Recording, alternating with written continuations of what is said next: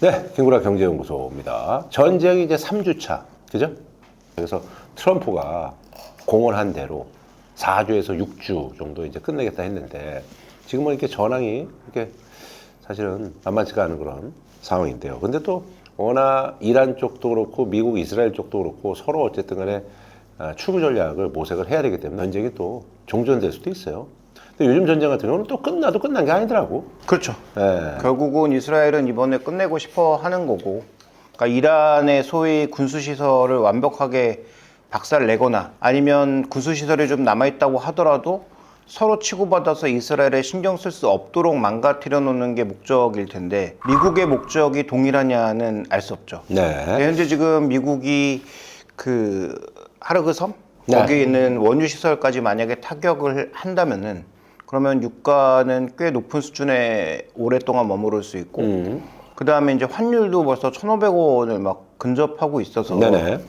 그래서 이것으로 인해서 주식시장이 안 빠지니까 야 이거 봐 빠지면 무조건 사야 돼라고 이제 착각하시는 분들이 많을 텐데, 그렇게 착각하시는 분들이 많을수록 시장의 리스크는 높아진다라는 것도 명심하셔야 될 필요가 있죠. 반도체가 어쨌든 간에 슈퍼사이클이고 뭐 그래서 우리의 산업 자체가 옛날하고 다르기 때문에 그리고 또 여러 가지 이제 주변의 어떤 그런 국내 어떤 여건들, 뭐 상법이 개정되고 뭐 이런 것 때문에 그래서 우리가 그동안 너무 저평가 받았는데 올라갈 것이다. 그래서 이참에 어쨌든 간에 매수 기회로 가자 해서 떨어질 때마다 어쨌든 개인 투자자들이 받는데 사실 유가가 뭐 진짜 150달러, 뭐 200달러 가면 진짜 우리가 진짜 경험하지 못한 정말 최악의 사태로 가는 건데 한 100달러 언저리 왔다 갔다 하겠지라는 그 믿음하에 지금 받고 있는 건데 지금 돌아가는 상황을 보니까 진짜 이번 주하고 다음 주 정도가 고비가 아닌가 하는 그런 생각이 드는데 아니 근데 그게 if가 다 들어가니까 우리가 뭐 확증해서 얘기할 수는 없는데, 중요한 건 뭐냐면 이게 길어지면 단순하게 전쟁이 길어져서 피해가 늘어나는 게 아니에요.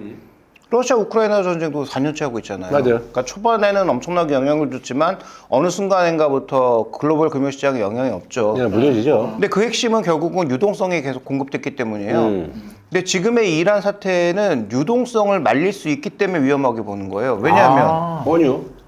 아까 원유 때문이기도 하지만 어떤 구조냐면, 지금 미국의 소위 사모신용을 제공했던 주요 주체들은 다 이제 미국 금융기관들 이런 쪽에서 제공을 했지만, 왜냐하면 미국 금융기관에게 여러 가지 법상으로 중견 기업들에게 대출 못하게 해놨거든요. 그러니까 사모신용이라고 하는 펀드를 만들어서 거기서 높은 금리로 대출하게 만들어놨단 말이에요. 근데 거기 자금의 원천도 일부 은행권이 있어요. 그런데 거기 은행권만 있는 게 아니고 외국 돈도 꽤 많이 들어있단 말이에요. 전 세계 연기금 펀드, 그 다음에 저쪽 중동 자금들도 꽤 많이 들어와 있는데, 지금 중동에서 벌써부터 대놓고 미국 투자 그만하자, 미국 투자 회수하자 뭐 이런 얘기 나오고 있잖아요. 전쟁이 길어지면 길어질수록 이란은 투자한 게 없으니까 상관이 없고 UAE나 사우디나 미국에 많이 투자한 국가들 쪽에서 투자 회수를 할 수 있다니까요. 지금 미국 내에서도 그거 사무신용 회수하자고 그래서 지금 막 펀드별로 다 막고 있는데, 만약에 중동 쪽 돈이 미국 채권하고 그것까지 회수하면, 그러면 우리가 생각했던 IT 투자가 갑자기 줄어들거나 공백이 올 수 있죠. 왜냐하면 지금 빅테크도 사무신용에서 돈을 빌리고 있거든요. 일부 업체들은. 네네. 그러니까 이게 전쟁이 길어지면 단순하게 전쟁이 길어져서 유가 올라가서 물가 때문에 무너진다도 물론 되지만, 글로벌 시장에 그동안 충분한 유동성을 공급해왔던 유동성이 둔화될 수 있는 게 더 문제라니까요. 그러니까 이게 다 연결돼 있는 거예요. 그래서 지금 뭐 유가 때문에 시장 떨어진다는 얘기는 제가 보기엔 오버인 것 같고, 그 다음에 두 번째는 유가가 전쟁이 끝나도 쉽게 안 떨어질 수 있는 게 문제입니다. 맞아요. 지금 이제 정유시설들이 뭐 파괴가 되고 그래가지고. 예. 그렇죠. 그 다음에 그것도 있지만 또 하나의 문제는 뭐냐면, 지금 각국의 저장고들이 다 꽉 차 있어요. 맞아요. 수출을 못해서. 맞아요. 나가지 못하니까. 그러면 그 산유국들의 그 설비를 정지해야 되잖아요. 이거 정지하면 바로 가동 안 됩니다. 그러니까 물량이 나가도 바로 다시 리파이너리를 할 수가 없어요. 사실 그래서 있잖아요. 그 복면강 지난번에 우리가 내릴 때 뭐 어쨌든 우리는 이제 더 큰 도약을 위해서 이제 시즌제로 가자라고 했는데 반대되는 얘기들이 그런 게 있었죠. 복면가이 어쨌든 간에 이제 제작비가 조금 드는 프로그램인데, 근데 세트를 2주에 한 번씩 계속 짓는 거하고 중단을 했다가 다시 지으려면 인건비 자체가 올라간다라는 그런 반론들이 있었어요. 왜냐면 업체들도 한 10년 넘게 하니까 그냥 꾸준하게 일을 주니까 디스카운트 한 게 있는데 이게 사실은 시즌제면은 어쨌든 간에 한 12개 뭐 16개니까 업체들이 돈을 제대로 받거든. 뭐 그렇게 되니까 그런 뭐 반론들이 있더라고. 그러니까 이게 돌아가야 되는데 그게 생각보다 바로 이게 회복이 안 되는구만. 야, 이거 심각하네. 네. 그다음에 우리가 이제 중동에서 받던 거 미국에서 받으면 되잖아. 베네수엘라 거 받으면 되잖아. 그렇지. 굉장히 쉽게 얘기하시는데 안 됩니다. 맞아요. 그거 안 된다 그러더라고. 텍사스산 중진류라고 하고 그다음에 경질류라고 하고 그다음에 중진류도 황 성분이 다 다르잖아요. 그러니까 리파이너리 했던 그 성분이 다르면 바로 이것도 안 돼요. 아하. 그러니까 우리가 중동 거 빼고 나서 뭐 미국 거 받고 베네수엘라 거 받으면 바로 해결되는 거 거짓말입니다. 그 베네수엘라 그 기름이 질이 안 좋다고 그러더라. 그렇죠. 중진류 중에서도 꽤 질이 좀 떨어져. 네. 같은 우리가 이제 고기의 기름도 사실은 오리가 좋고 소가 안 좋고 뭐 이런 것처럼 조금 떨어진다고 그러더라고. 나도 뭐 지난번에 얘기 들어보니까 그렇더라고요. 그냥 젖소 정도 되네. 아니 매장량 투뿔 한우가 아니고. 젖소까지는 뭐 그런데 어쨌거나 이제 우리가 이제 상식적으로 생각했을 때는 기름값이 뛰고 환율이 올라가면 사실 이제 그래서 이제 주가가 주저앉는 거가 이제 기본인데 거기에 유동성 관련해서 아까 그런 얘기들 중동에 있는 나라들 이제 돈을 빼고 그래서 얼마 전에 그 기사를 봤더니 두바이가 완전히 작살나가지고 왜? 두바이가 원래 거기 상속세도 없죠 소득세도 좋죠. 없죠 투자 많이 했어요, 아무것도 한국 사람들이. 없잖아 아무것도 없으니까 완전 부자대 천국해가지고 우리 있잖아 그냥 일반 차들 있잖아 문 열고 가도 되는 것처럼 거기 롤스로이스 문 열고 가도 아무도 털어간 사람이 없대. 근데 지금 갑자기 이렇게 되는 바람에 그래가지고 거기 있잖아 와 지금 부동산 이런 가격들 고급 콘도 이런 가격들이 30%가 떨어졌다 그러더라고. 사야 되나? 전혀 그럴 30%면 이거 금매인데? 찰나에 의지도 없으면서 아니 우리 또 우리 고객들 있으니까 요즘 서울 부동산 막혔는데 두바이로 눈을 돌려야 되나? 그러니까 여러 가지로 진짜 복잡한 문제가 있고 뭐 지난번에도 기사 보니까 그런 것도 있더라고. 원래는 주가가 오르면 채권이 내려가는데 주가가 떨어지면 원래 채권이 올라가야 되잖아. 근데 지금은 채권도 떨어진다 그러더라고. 원래는 트리플 약세라고 하는데 달러는 뭐 버티고 있고 두 개 자산이 지금 둘 다 약한 모습을 보이는데 물가가 자극되면 금리가 올라가니까 채권 가격은 떨어지죠. 나의 경우를 보더라도 전쟁 터지기 전에 제가 이제 갖고 있는 뭐 총액이 주식 평가액이 100으로 봤을 때 그 지난번에 완전 폭락했을 때 그때 진짜 한 80에서 85까지 빠졌다가 와. 지금 거의 95까지 올라왔어. 내가 이제 좋은 정보를 갖고 있어서 그런 거의 다 것도 있지만, 회복했네. 그러니까 이제 개인들이 그런 착각을 할 수 있는 것 같긴 해요. 그냥 막연하게 트럼프가 저 또라이니까 그러니까 저기 있잖아 갑자기 전쟁 끝낼 수도 있고 뭐 지금 있잖아 그럴 수 일방적으로 있죠. 있잖아 전쟁 끝낸다고 하고 막 이러니까 스스로 종결해버리면 되지. 뭐 그런 생각을 하고 있는 것 같기도 하고 근데 어쨌든 우리가 항상 이런 위험에 대비를 해야 된다는 얘기 아니에요? 그래서 뭐 계속 말씀드리지만 현금을 제가 2월 달까지는 20% 얘기했다가 지금 30% 얘기하고 있잖아요. 그 정도는 반드시 좀 마련해 두시라. 상황이 어떻게 될지 모른다. 그 다음에 싸게 산 종목에 어떻게든 버틸 수 있는데 최근에 와서 뒤늦게 비싸게 산 종목군들은 버티기가 힘들어요. 맞아. 확 급등락하면은. 그러니까 최근에 이제 비싸게 사신 분들 하니까 또 아니 날 보내. 이디오님이 뭔가 불안해. 나야. 액수가 즐거워. 적어도 마음이 아파. X가 지금 다 즐거워. 파란색이요. 아니 그 있잖아요. 어쨌든 뭐 이제 주식시장은 계속 열리고 있고 오늘 그래도 그나마 장이 조금 이제 반등을 했습니다만 엔비디아 그 GTC 2026 이게 무슨 행사예요? 엔비디아의 자신들의 해마다 기술 로드맵 이런 것들을 이제 컨퍼런스 계속 같은 거? 컨퍼런스를 하는데 이번에 슬로건이 더 넥스트 웨이브 오브 AI 이노베이션이에요. 그러니까 AI 이노베이션의 다음 물결은 뭐냐? 결국은 로봇이라는 거죠. 그래서 로봇. 네, 이번에도 뭐 700개 이상의 기술 세션도 진행을 하고 뭐 다양한 것들을 할 것으로 보이는데 주요 키노트가 첫 번째가 이제 추론의 시대. 추론. 이제 학습의 시대를 맞아요. 넘어서 추론의 시대로 갔다. 그다음에 두 번째로는 에이전트형 AI를 내놓겠다. 맞아요. 그러면 이제 AI가 스스로 업무를 수행하는 그런 형태로 간다는 거죠. 자, 그 다음에 이제 그 AI와 관련돼서 칩, 소프트웨어, 모델, 에이전트, 피지컬 로봇으로 이어지는 엔비디아의 풀스택 전략을 이번에 이제 얘기할 것으로 언급이 되고 있습니다. 그러다 보니까 이제 국내 연관주라고 할 수 있는 삼성전자하고 하이닉스가 그래도 버티고 있고 그다음에 이번 주에 또 하나 주목해 볼 만한 일정은 19일 날 마이크론 실적이 발표돼요. 마이크론, 어허. 그러면 삼성전자는 4월 초에 발표하지만 마이크론이 3월 19일 날 발표하니까. 그건 저 바로미터네, 약간. 그렇죠. 그러니까 항상 마이크론이 먼저 발표하고 그 다음 삼성전자, 월말 가면 하이닉스 이렇게 발표하는데 그러니까 이제 마이크론이 시금석이에요. 도대체 이들이 시장에 지금 막 매달 막 70%씩 가격이 폭등하고 있다는데 도대체 실적 얼마나 나오고 마이크론. 어떻게 보고 있는지를 가장 먼저 알 수 있는 시금석이죠. 그러니까 이번에 나올 것 같은데. GTC하고 마이크론 실적이 어떻게 보면 이 좀 약간 불이 꺼지려고 하는 시장에 다시 불을 붙일 수 있는 굉장히 중요한 이벤트다. 어쨌거나 지금 이제 뭐 디램을 만들 수 있는 데가 마이크론하고 삼성전자, 하이닉스밖에 없는데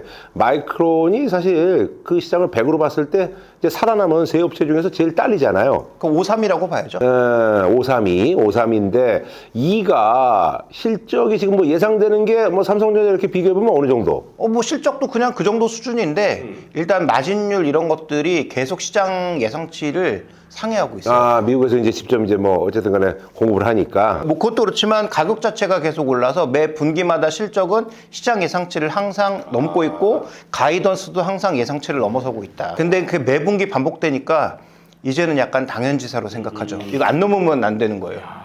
이 얘기 들으니까 또 사야 되나? 아주 오늘 역할을 충실히 잘하고 있네. 하루에도 마음이 왔다 갔다 하네 이게. 그래요. 주식은 어려워. 그래서 사실은 오늘 또 그게 많이 올랐더만. 전쟁 터지고 나서 얘기한 종목이 이제 GF홀딩스, 현대백화점 이제 그 지주회사가 좀 많이 올랐더라고. 설마 오를까 싶어서 안 샀는데. 오늘 한 15% 가까이 지금. 시간외에서 오르더라고요. 그래서 그동안 저도 이제 계속 어쨌든 마이너스였다가 조금 이제 오르기 시작했는데 뭐 여러 종목도 그래도 또 김종혁가 또 이제 눈여겨보고 있는데 자, 뭐예요? 일단 만약에 유가가 작년 11월 달, 12월 달에 예상했던 게 올해 $50였어요. 맞아요. 근데 지금 $100잖아요. 2배잖아요. 그럼 이게 쉽게 안 내려가서 예를 들어서 내려와봤자 $70, $80라고 만약에 생각을 한다면 우리는 전체적으로 좀 많은 전망을 바꿔야 될 것 같아요. 그래서 그때 말씀드렸던 건 정말 석유화학 업종이 진짜 백척간도에 섰는데 여기서 망할 수도 있고 여기서 살아남는 애들은 정말 강해질 수도 있어서 제가 이제 와치리스트에 올려놓고 보겠다라고 했지 절대 추천이 아니라고 얘기했는데 또 그때 사셔갖고 또 물렸다고 하시는 분들이 또 있을 거예요. 근데 뭐 그런 분들 무시하고 그런 분들까지 저희가 다 데려갈 수는 없고 일단 와치리스트에 그것도 올려놔야 되고 오늘 말씀드린 업종은 두 가지입니다. 첫 번째로는 일단 소위 석유를 좀 피해갈 수 있는 업종. 대표적으로 이제 우리가 흔히 얘기하는 이 태양광, 풍력 이런 신재생과 관련된. 그래서 또 이 얘기하면 야 원전 버리고 신재생이냐 또 이런 얘기 하시는 분들이 있을 텐데 다 쓸데없는 헛소리고 원전도 해야 되고 신재생도 해야 되고 어쨌든 다 해야 된다.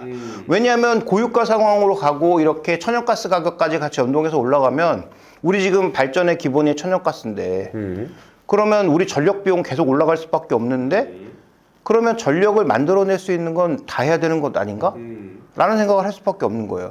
우리가 이제 작년에 이쪽 태양광 쪽은 중국 대체 효과를 보고 OCI 홀딩스를 보자라고 말씀드렸고 또 운 좋게도 제가 생각했던 목표가까지 올라와서 저희는 이제 정리하자라고 말씀드렸어요. 네, 맞아요. 태양광 쪽의 종목을 바꿔야 됩니다. 그러니까 태양광 풍력의 공사를 하는 업체로 바꿔야 돼요.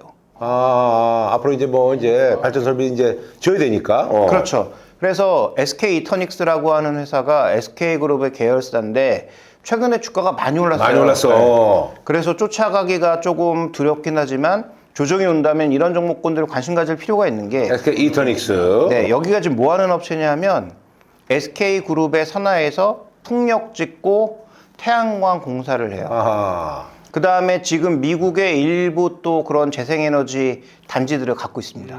그러니까 미국에서 올해부터 돈이 들어오기 시작하고 그 다음에 국내에서는 지금 신한우이 대형 풍력 단지를 운용을 해서 이게 이제 돈이 되기 시작할 거예요. 그 다음에 이런 태양광 여러 가지 공사들을 통해서 소위 이제 PRS, 전력 판매로 돈을 버는 그런 사업들이 올해부터 이제 돈이 되기 시작합니다. 그래서 SK 이터넥스를 한번 주목해 볼 필요가 있겠고, 그래서 어쨌든 지금 당장 사기에는 조금 많이 올랐어. 네, 부담이 있는데, 그래도 지금 이게 산업이 변화하는 거고, 이 기업의 전반적인 매출과 이익이 올라오는 거라면, SK 이터닉스는 풍력, 태양광 전체적인 재생에너지 측면에서 올해 한번 주목해 볼 필요가 있다. 이게 뭐 사실은 저기 단기로 확 뜨는 게 아니라 앞으로 이제 뭐 향후 몇 년간은 이렇게 갈 수밖에 없고 우리가 또 이제 AI 시대에 이제 전기는 무조건 만들어야 되는데 뭐 원자력이고 사실 기존에 우리가 어떤 뭐 화석 연료로 하는 그런 뭐 전기 외에도 풍력하고 이런 거 기본적으로 해야 된다. 그렇죠. 재생에너지. 원전도 더 하고 그럼요. 풍력 그럼요. 태양광도 당연히 더 하고 전력을 만들어낼 수 있는 걸 안 할 이유가 전혀 없는 상황이고요. SK 이터닉스 그러면 한 3만 원대 한 중반. 35,000원. 뭐 그 정도까지 내려와야 될 것 같아요. 만약에 내려오지 않고 계속 올라가면 뭐 어쩔 수 없죠. 그건 어쩔 수 놓치는 없지. 뭐 종목이고. 2년이 아니지 뭐. 네. 그 다음에 이제 제가 또 하나 주목하고 있는 포인트는 그러면 태양광하고 풍력으로 만들면 전력의 가능성은 어떡하지? 당연히 ESS가 함께 가는 거예요. 그러니까 삼성 SDI 뭐 계속 볼 수밖에 없고 뭐 추가적으로 더 사시라는 말씀은 아닙니다. 우린 벌써 이미 뭐 20만 원대 초반에서 바이콜하고 쭉 끌고 가고 있는 상황이기 때문에 더 사실 필요는 없고 같이 봐야 된다는 얘기예요.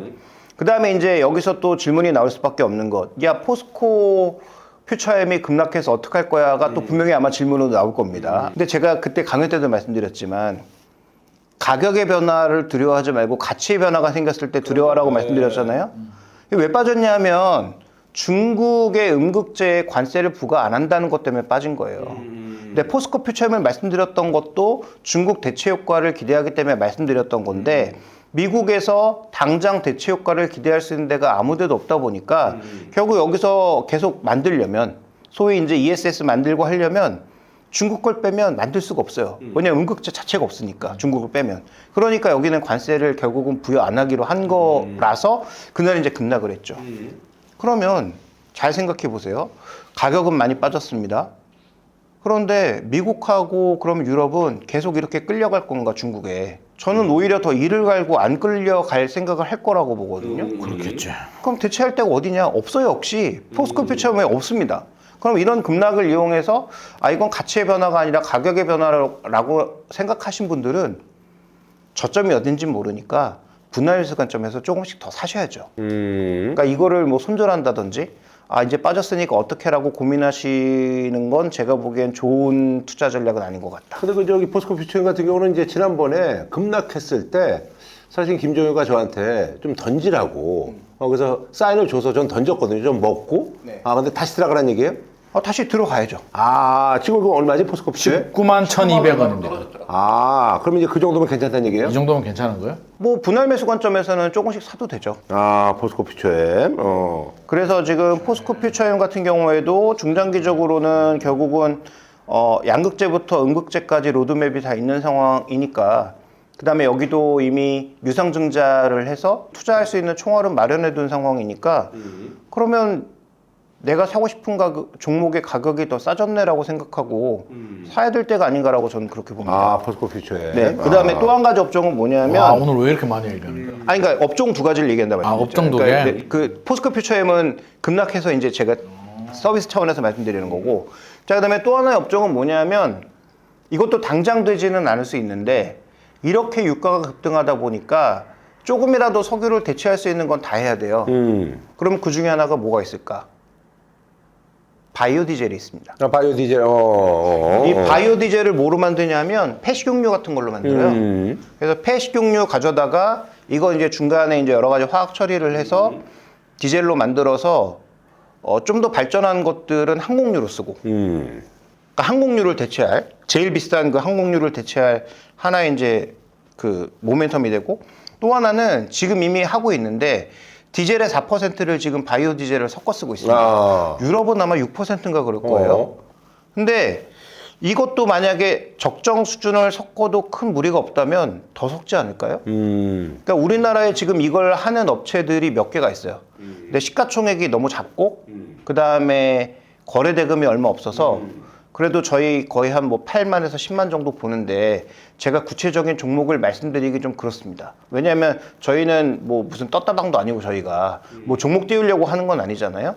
해당 업종 종목군들은 스스로 좀 찾아보세요. 이건 뭐 검색하면 다 나오는 거니까. 아하. 공식적인 바이콜은 아까 말씀드렸던 SK 이터닉스만 말씀드리는 거고 이것도 와치리스트 정도로 저는 올려놓을 것을 말씀드리고 싶습니다. 왜냐하면 제가 여기서 뭐 이 시총 뭐 3천억도 안 되는 개별 종목까지 언급해서 막 이거 급등하면 솔직히 말 나올 수도 있고 저는 이거 좋은 거라고 생각하진 않아요. 아, 바이오 디젤하니까 뭐 관련주 4종목 해가지고 나와 있네. 몇 개 기업들이 있는데 그 중에 이제 대장주격의 기업들을 여러분들이 학습해서 찾으시면 되고 그래요. 그다음에 그런 종목군들을 한번 접근해 보시 관심 있게 보시는 것도 저는 필요하다라고 봐서 그 두 가지 업종. 옛날에 우리 이제 그 선생님들 있잖아요. 가끔 이제 그 시험 이제 기간 바로 전에 야, 니들 있잖아. 조금 있잖아. 내가 저 요점 정리 해줄 테니까 어디서 시험 문제 나오는지 그 대충 알려줄게. 이제 좋아. 그 정도로만 좀 생각해서 여러분들께서 이제 4개 종목이니까 그 중에 좀 공부를 하셔가지고 어쨌든 뭐 어느 종목이 좀 좋은지 이참에 한번 공부해서 4종목 중에 뭐 하나 정도 이렇게 딱 쳐서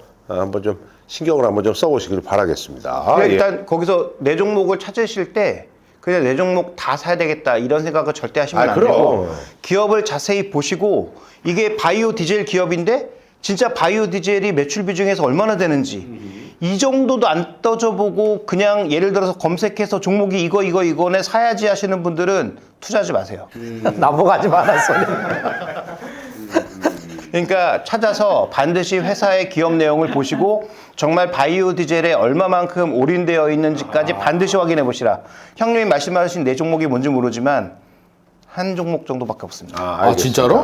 그러니까 내가 보니까 저기 네 회사가 있는데 어떤 회사는 이제 그게 주력이 아닐 수도 있고 그렇죠. 뭐 이런 거네요. 그러니까 소위 테마로 엮여 있는 것들은 그 산업을 하고 있는 건 맞는데 매출이 얼마 안 될 수도 있고 그쪽에서 진짜 별거 아닌데 막 테마주로 엮여서 주가가 올라가는 것들도 있으니까. 네 종목 정도로 해서 이제 우리가 이제 공부하는 걸로 이렇게 하도록 하겠습니다. 예. 다시 한번 말씀드립니다만 이제 포스코 퓨처엠 같은 경우는 저희가 이제 그 지난번 이제 사라고 했고 또 이제 정리를 하라고 했었는데 이번에 이제 갑자기 빠졌고 포스코 퓨처엠의 가치는 아직까지도 살아있기 때문에 포스코 퓨처엠 눈여겨 보시고 그다음에 SK 이터닉스 눈여겨 보시고 예. 그다음에 또 어떤 종목이었죠? 종목은 말씀 안 드렸고 요 바이오 디젤 관련 바이오 디젤 예, 보고 관련해서 이렇게 이제 3개 정도 여러분들 오늘 좀 눈여겨 보시길 바라겠습니다. 네, 김규랑 연구소 저희가 이제 부동산 편인데 지난번에 저희가 이제 사실은 우리 오프라인 콘서트로 너무 이제 성황리에 잘 끝냈고 근데 나 깜짝 놀랐어. 우리 그때 이제 사실은 끝나고 난 다음에 제가 이제 뭐 사실 이제 밥 한번 먹자. 그래서 이제 스태프들한테 얘기했더니 스태프들이 이제 좀 정리를 해야 된다고 그래서 저희끼리 갔어요. 그래서 출연진들에서 이제 김인만 씨, 김종현 씨 그리고 저 윤성아 그리고 이제 매니저들 해가지고 갔는데 우리 고기 먹었잖아. 그러고 난 다음에 난 집에 간 줄 알았더니 김인만 씨가 집에 가기 싫다고 그 윤성환하고 우리 저 매니저하고 해가지고 커피 먹었어요. 한 2시간 커피 먹었다 그러더라고. 2시간이나 먹었나? 좀 허한 마음이 있었나 봐. 그한 게 아니라 고기를 먹었더니 속이 느끼해가지고 너무 빨리 들어가면 또 그렇잖아. 윤성환 같은 경우는 저 김종현 가면 가려고 그랬는데 김만 소장이 잡아가지고 또 억지로 또 그래 남아있었네. 얘기를 해? 야, 그런 얘기는 내가 아니고 커피까지 사줬는데. 그런 얘기는 안 했었어요. 예. 야, 근데 뭐 지난번에 내가 뉴스 보니까 나도 사실 이제 그게 좀 마음에 걸렸거든. 개전하고 나서 우리가 이제 하루 이틀 뒤에 이제 화면에 이제 죽었을 때 그때 사실 그때만 하더라도 이제 민간인 피해자들이 그렇게 많지는 않았었거든요. 이제 어쨌든 우리 이제 주식 방송이니까 주식 얘기를 이제 연결줘서 했는데 지금 보니까 진짜 민간인 그 사상자들이 너무 많더라고. 네. 그러다가 좀 보니까 미국은 보니까 그 뭐 홍보를 무슨 뭐 게임 이런 걸로 연결줘서 홍보라고 그래가지고 머리 정신 나간 인간들이더라고 보니까 무슨 저기 있잖아 밈처럼 만들려고 야 진짜 좀 이상해. 문제가 많더만. 그러니까 이 전쟁 자체도 뭐 여러 가지 지금 얘기들이 막 돌고 있는데 제가 봤던 것 중에 제일 충격적이었던 거는 전쟁을 AI에 적용하는 첫 번째 시험대다. 그럴 수도 있어. 그런 얘기도 있더라고요.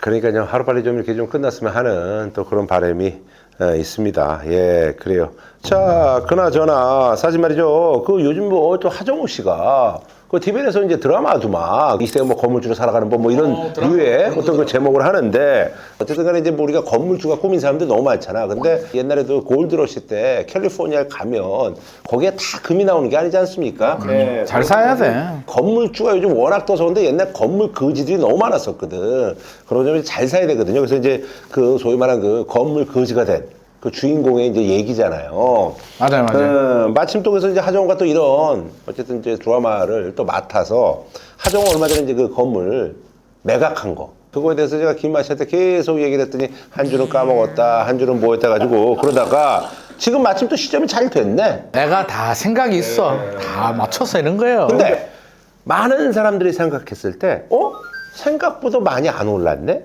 그리고 또 많은 사람들이 생각했을 때 뭐가 있냐면, 종로면 사람 많은 데인데 송파구인데도 왜 이렇게 안 오르지? 뭐 이런 생각들이 좀 있어요. 거기에 대한 얘기 좀 해주세요. 일단 하정우 씨가 근무를 많이 가지고 있더만. 한 3-4개 있었어. 5개. 속초에도 있고. 5개가 있는데 일단 판 거도 있고요. 지금 매각하는 것도 있는데 화곡동의 빌딩은 팔았고 그러니까 스타벅스 있는 거. 스타벅스 있는 거 팔았고 종로하고 지금 방이동을 지금 매각을 하고 있습니다. 근데 이제 의외로 강서구 꽤 괜찮았어요. 수익이. 자 봅시다. 내가 강서구부터 내가 따져볼게요. 2018년에 샀습니다. 얼마에 샀냐면 73억 3천만 원. 73억 정도. 스타벅스가 2016년에 입주해서 15년간 장기 계약을 맺었으니까 아직까지 시간은 좀 남아 있긴 한데 보증금 4억에 월 2,400만 원 받았거든요. 그래서 수익률은 좋아요. 4.15%. 스타벅스. 꼬마 빌딩이 4% 나오는 거 이거 쉽지 않지. 굉장히 경이로운 맞아, 기록인데 맞아. 자, 팔았는데 얼마에 팔았냐면 127억에 팝니다. 단순히 생각하면 73억에 사서 73억 3천에 사서 127억에 팔았으니까 50억 남았잖아. 54억이 남았다. 돈 많이 벌었네. 라고 하는데 이제 양도세. 40% 내지. 예. 그러면 20억 정도. 530에다가 계산해 보니까 22억. 대략 시뮬레이션 계산기 돌려보니까 20억 정도 됐습니다. 그러면 34억 남잖아요. 거기다 이제 복비도 주고. 물론 뭐 복비도 주고 했는데 34억인데 그러면 우리가 또 이렇게 생각해야지. 34억을 남았는데 그러면 그 돈이 기회비용도 생각해야 되잖아. 맞아. 은행에 넣어놔도 가만히 넣어놔도 이자가 나오는 거잖아요. 맞아요. 그렇게 따져보면 뭐 금융비용 감안해보면 저는 실제 수익은 한 25억 정도 기회비용 다 빼버리면 그러면 2018년에 샀으니까 7년? 8년 정도 됐는데 그러니까 투자 잘했다고 하는 게 25억 남았는데 25억도 물론 큰 돈이긴 한데 그럼. 큰 돈이긴 한데 73억 투자해서 물론 뭐 대출이자 낸 것도 있고 여러 가지 있는데 그렇게 고려해 본다면 제일 잘한 게 이 정도다. 그래서 봤을 때 하정우 입장에서 조금 아쉬울 수 있네. 아쉬울 수 있고 우리가 좀 알아둬야 될 게 뉴스만 보면 막 50억, 60억 맞아. 벌었다고 하는데 실제로는 반 정도밖에 되지 않는다는 맞아요. 거고 그나마 이거는 이제 팔았고 근데 시세 차익을 어떻게든 얻었으니까 지금 이제 매각하는 물건이 2개가 있는데 네네. 하나는 종로고 이제 방이동인데 종로부터 좀 따져볼게요. 이게 좀 재밌어요. 관철동인데 종각역 남쪽에 있는 그 먹자골목 있는 거기에 대해 사람들 많은데 바글바글한데. 바글바글 되는데 이 물건이 좀 재밌어요. 뭐가 재미냐면 2018년에 이것도 하정우 씨가 2018년에 뭐가 됐나 봐. 2018년에 건물을 3개를 삽니다. 아니 이제 내가 봤을 때 이제 그때 마침 그런데 이제 눈을 떴을 수가 있지. 그럴 수 있지. 근데 그렇게 단정 짓긴 그런데 어쨌든 우리가 이제 뭐 그렇잖아요. 이 물건은 81억에 삽니다. 81억에 샀는데 임대 수익률이 한 4% 정도는 나올 것 나쁘지 같은데 않네. 희망 매도까지 안 팔았고 이제 얼마에 팔겠냐면 95억.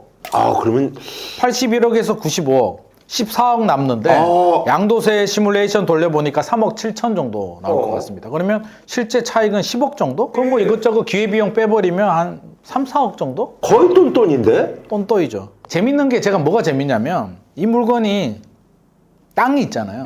이제 건물이잖아요. 대지 지분이 대지 면적이라고 하죠. 대지 면적 78.7제곱미터니까 23평. 근데 이게 왜 재밌냐고 하냐면 지금은 이 땅에 이런 건물 못 짓습니다. 주차장법이나 용적률 여러 가지 생각을 못 짓는데 이거는 옛날에 건축법이 제대로 만들어지기 전에 지은 건물이기 때문에 어떻게 보면 좋게 말하면 희소성이 있고 나쁘게 말하면 오래돼서 철거하면 이런 건물 다시는 못 지으니까 땅의 효용성은 굉장히 떨어집니다. 근데 임대 수익 받기는 좋지. 앞으로 이런 건물 못 짓는데 예전에 지었기 때문에 월세 수익은 잘 나온다. 그러니까 4%는 괜찮네. 4%는 괜찮은데 그러면 이제 목적이 임대 수익이 목적이면 괜찮은 물건이죠. 근데 저는 제가 꼬마 빌딩을 볼 때는 나는 임대 수익보다도 투자 가치를 좀 저는 보는 입장이기 때문에 땅이 23평 땅은 저는 잘 추천하지 않습니다. 시간이 지날수록 이 땅을 활용할 수가 없으니까. 아니 왜냐면 또 그리고 이제 하정우 씨 같은 경우는 지금 이제 40대 이제 중후반인데 앞으로 일 많이 할 텐데 사실 여기서 이제 그 4%의 수익 얻는 것보다는 사실 이 돈을 빼서 사실 이제 다른 걸 도모하는 게 낫고. 월세 받아가지고 또 세금 내고 나면 저는 크게 남는 거는 그렇게 크게. 그러니까 은퇴해가지고 노후 준비로 하는 거는 괜찮은데 하정우 씨처럼 유명한 배우가 영화 찍으면 또 돈도 들어올 텐데 향후 한 20년간은 그래도 일이 뭐 나쁘지 않게 들어올 배우인데 그러니까요. 말이야. 그래서 제가 볼 때는 잘못 투자했다 저는. 저 개인적으로 큰 재미는 못 본 것 같아요. 하정우한테 그동안 무슨 뭐 투자의 신이다 이런 수식어들이 붙었었는데 실상 보니까 이것 때문에 약간은 그래도 소가리까지는 아닌데 조금은 이제 신경을 좀 쓴 것 같네요. 이제 방이동 물건은 보니까 내가 전에도 갔던 데다만 스타벅스 가가지고 일했던 데인데 방이동의 스타벅스면 괜찮지 않아? 괜찮죠. 괜찮은데 여기는 127억에 삽니다. 오. 2019년에 좀 더 커요. 덩어리가 크네. 예. 이번에 170억에 이제 팔겠다라고 매물이 나오는데 시세 차익은 43억 정도 예상을 이것도 하고요. 근데 그렇게까지 많지는 않네. 양도세는 또 14억 정도 나옵니다. 그러면 빼버리고 나면 29억 정도 나오는데 29억, 예. 29억인데 실질적으로 이것저것 빼버리고 이자나 뭐 기회비용 빼고 나면 한 20억 초반대 정도 되니까 뭐 대박이다 뭐 이렇게 얘기를 할 수는 대박은 없을 것 같고 아니네. 170억에 판다는 보장도 없어요. 지금 그러네. 분위기. 요즘 같은 분위기에는 그러네. 야, 이 물건은 방이동 물건은 땅은 커요. 204평. 오, 크네. 땅이 커요. 그래서 나는 물건 자체는 역세권이거든요. 나쁘지 않네. 물건은 좋은데 스타벅스가 2031년까지 통일되는 거 나쁘지 않아. 다 좋아요. 다 좋은데 제가 볼 때는 저도 이제 여기 가봤는데 저는 항상 건물을 볼 때 그걸 보거든요. 스타벅스 때문에 월세가 잘 나와. 이 스타벅스가 빠졌을 때 다른 업종이 들어오면 이 수익률을 맞출 수 있을까를 본다면 스타벅스가 아니면 야 여기 들어올 만한 업종이 그렇다고 현대자동차가 역세권에 이 비싼 돈을 내고 대리점을 할 수는 없는 거잖아요. 그렇게 바라본다면 예전에 이제 은행 같은 경우에 은행을 임차로 준 임대인 건물주가 한때는 굉장히 부러움을 많이 그렇지, 그렇지. 은행 월세 잘 들어와 이랬는데 지금 180도 달라졌잖아요. 은행이 씨가 말랐어. 그래서 제가 몇 년 전에 만난 분도 신한은행에 이제 임차를 주고 있는데 이분이 불안해서 왜냐면 이제 빠질까 봐. 2년 남았는데 아무리 봐도 분위기를 봐도 빠질 것 같다는 그렇지, 거야. 그건 빠지지. 그러면 이분도 느낌이란 게 있으니까 야 2년 지나서 이 신한은행이 빠지고 나면 그렇게 월세를 주는 임차인은 찾기가 어려워. 맞아. 실질적으로. 그러면 이제 고민에 빠져요. 그럼 수익률이 예를 들어서 신한은행이 2천만 원 월세를 줬는데 나가면 한 1,500 잘해야 1,500만 원 정도 받는단 말이에요. 그러면 수익률이 떨어지게 되면 상가 가치가 떨어지잖아요. 그럼 이제 딜레마에 빠지죠. 아 그러면 1,500만 원짜리 다른 업종을 집어넣으면 수익률이 바로 눈에 보이게 떨어지면서 가치가 떨어지고 공실로 내버려 두게 되면 월세는 안 들어오고 이제 딜레마에 빠지는 건데 실제로 공실 비워두는 사람들도 있습니다. 일부러. 가치 때문에. 왜냐면 할 말이 있잖아요. 왜 공실을 비워뒀어요? 내가 다른 업종 맞추려고 일부러 비워둔 거야. 원래 2천 받던 거야. 라고 하면 그 옛날 시세가 유지가 되는데 1,500만 원, 1,000만 원 내리는 순간 가치도 떨어지니까 스타벅스가 뭐 사실 10년, 20년, 30년 영원히 잘 된다는 보장은 없잖아요. 아마 하정우 씨도 저는 그 전략 같습니다. 스타벅스 있을 때 아직 기간은 남아있는데 2031년까지인데 스타벅스 있을 때 팔자. 나중에 어떻게 될지 모른다. 스타벅스 나가면 이 가격 못 받는다. 하긴 또 이제 주변에 이렇게 건물을 보면 진짜 건물이 꽤 커. 근데 스타벅스가 이제 크게 들어왔는데 스타벅스는 사실 일부러도 찾아가는 데잖아. 네, 그렇죠. 스타벅스가 만약에 나가면 거기 저 큰 자리에 누가 들어올까라는 생각을 고민되지. 할 수 있는 건물들이 있어요. 있지. 하정우 씨가 왜 이 결정을 했냐면 제가 유추해 본 건데 속초에도 있다고 했잖아요. 2018년에 속초도 스타벅스였거든요. 맞아. 하정우 씨는 스타벅스를 좋아하네. 건물주가 다 스타벅스 좋아하지. 좋아하지. 근데 방이동도 스타벅스고 속초도 스타벅스고 아까 화곡동도 스타벅스인데 속초가 공실이 났어요. 스타벅스가. 그러니까 아마도 이 생각을 한 것 같아요. 야 이거 공실 생기니까 장난 아니네. 방이동 또 빨리 팔아야겠다라고 저 개인적으로는 저 같으면 그런 생각을 했을 것 같습니다. 어허, 그러네. 야. 그러니까 누군가 부동산 전문가가 조언해 줬을 수도 있죠. 나한테 물어봤어야 되는데. 아니 진짜 충분히 뭐 그럴만 하네. 사실 근데 2017, 18년도에 사실 그때만 하더라도 지금 어떤 상황하고는 또 다르게 빌딩 사면 무조건 돈 번다고 그랬었어. 그때는 그랬죠. 그러니까 이제 하정우 씨도 이제 그런 선택을 했는데 손해는 아닌데. 어쨌든 지금 보니까 여러모로 따져봤더니 이거 쉽진 않더라. 역설적으로 말하면 차라리 이때 그냥 압구정 아파트 그냥 하나만 똘똘 한 채만 샀는 게 훨씬 더 수익이 좋을 수도 있습니다. 아하, 그러네. 그러니까 사실 이 건물도 맞아요. 지난번에 뭐 얘기 들어보니까 뭐 고소영 씨나 이런 분들은 아주 옛날에 한 십몇 년 전에 그 한남동 사가지고 진짜 많이 올랐다고. 근데 그런 것들은 내가 삼성전자 4만 5천에 산 것처럼 그렇죠. 크게 뭐 사실 떨어져도 뭐 상관없는데 하고 이걸 또 잘하는 사람이 있어. 좋아하고 잘하는 사람이 있는데 제가 볼 때는 하정우 씨가 그렇게 좋아하는 것 같지는 않아. 하와이 가 있고 건물 투자한 거 보면 그냥 그 당시 필요에 따라서 했지. 고소영 씨나 이런 분들은 제가 느끼기에는 좀 좋아하는 것 같고 그래서 좀 다르긴 한 것 같아요. 그리고 실제로 우리가 보기와 다르게 건물을 하면 신경 써야 될 게 너무 많거든요. 맞아. 또 관리인을 두면 괜찮은데 직접 관리하면 스트레스 엄청나게 받습니다. 어쨌든 뭐 이제 하정우 씨가 뭐 저희가 이제 그 어떤 가십성으로 얘기하는 게 아니라 이런 사례에서 볼 수 있듯이 사실 마찬가지 아닙니까? 2차 전지 광풍이 불고 그 진짜 주변 주들이 다 갈 때 첨보라는 주식은 세 번째이기 때문에 안 갔단 말이야. 거기서도 그잖아. 그런 것처럼 진짜 뭐 송파 쪽 다 오른다고 생각하는데 막상 보면은 세세히 따지고 들어가면 또 그런 약간 핸디캡이 있을 수 있다. 하고 선택의 집중도 틀렸지. 그러니까 돈이 없는 것도 아니고 이렇게 할 바에는 차라리 강남 상구나 용산구에 역세권에 좋은 땅 제대로 된 거 하나 사는 게 훨씬 더 나을 수도 있습니다. 그래요. 자, 이렇게 해서 이제 자, 오늘 말이죠. 이제 김 소장 오늘 김포를 또 갔다 왔네요. 예, 김포 베스트 5. 갔다 왔다기보다는 그냥 조사를 한 거죠. 그건 무슨 얘기야? 가기는 너무 멀고. 임장을 안 갔구나. 그래서 내가 보니까 하정우 걸로 쑥 퉁치려고 하는 그런 느낌이 좀, 그치? 예리해. 너무 예리해. 그럼. 난 너무 예리해서 걱정이야. 진짜로. 근데 이제 하정우 걸로는 퉁치면 너무 정보가 없고, 예, 그래서. 하정우 건물은 공감이 안 되잖아. 사실 말이죠. 이제 김포는 항상 우리 수도권에 사는 신혼부부들이 항상 염두에 두고 있는, 그리고 또 이제 아이가 어린 집들이 항상 염두에 두고 있고, 또 그리고 조금 이제 은퇴 시점이 다가온 분들이 항상 염두에 두고 있는 주거 단지입니다. 왜냐면 시설들이 너무 좋아요. 좋은 브랜드들도 많고, 가격은 조금 저평가돼 있고, 그러니까 서울만 나가지 않는다면, 그리고 이제 부동산으로 해서 내가 이거를 크게 스트레스 받지 않는다면 김포만큼 좋은 데가 없기 때문에, 그래서 김포 많은 분들이 주목하고 있죠. 예. 호재도 생겼죠. 네. 지하철 5호선 예비 타당성 통과했습니다. 아하, 예타성. 금단 김포에 이제 지하철 5호선이 지금 방화까지만 연결이 되잖아요. 연장이 된다니까 앞으로. 그래서 제가 호재가 있기 때문에 오늘은 김포 금단 베스트 5.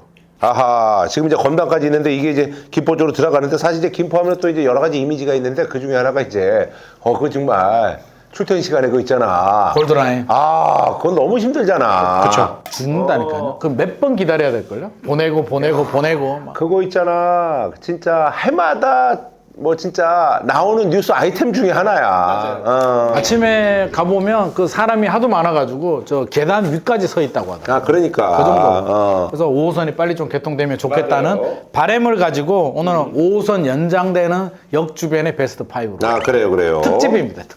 지하철 5호선 연장 특집. 특집? 특집이죠 뭐. 이게 얼마 만에 기다리는 희소식이야. 막 갖다 붙이는 거죠 뭐. 그래. 우리 라디오스타가 있잖아. 맨날 특집이야. 그렇더라고. 맨날 특집이야. 그래서 야, 이거 뭐 맨날 특집이야. 내가 아주 십몇 년 전에 물어봤어. 그랬더니 그럼 그냥 사람들이 좀 더 볼 것 같아서요. 그런 거야. 우리도 항상 매일매일 그래. 특집 하자. 다시 한번 말씀드립니다만 사실은 김포 신도시 저쪽 뭐 한강 신도시라든지 뭐 구례동도 있고 사실 장기동도 있고 뭐 사실 많잖아요. 근데 이제 거기가 아니라 오늘은 이제 그 5호선이 이제 뚫리는데 그쪽을 이제 중심으로 좀 알아보자는 얘기죠. 역세권 주변으로 또는 더블 역세권이 될 만한 단지들입니다. 네. 베스트 5부터 가겠습니다. 자, 베스트 5. 베스트 5는 이제 예정되어 있는, 지금은 지하철역이 없는데 이제 나중에 5호선이 연장이 됩니다. 김포 감정역. 여기 오래된 데인데. 오래됐죠. 그래서 여기 제가 한번 뽑아봤습니다. 앞으로 여기 여기 생길 구도심이야, 거예요. 구도심. 구도심이에요. 맞아요. 구도심이고 아파트도 구축 아파트인데 이걸 뽑은 이유는 가격도 저렴하고 나중에 지하철역 생기면 이런 아파트가 좋은 게 쌍용 아파트입니다. 쌍용. 98년에 지은 아파트고요. 586세대, 용적률은 뭐 244%인데 이 아파트 뽑은 이유가 가격이 최근에 3억 6천만 원. 전력팔사가. 네.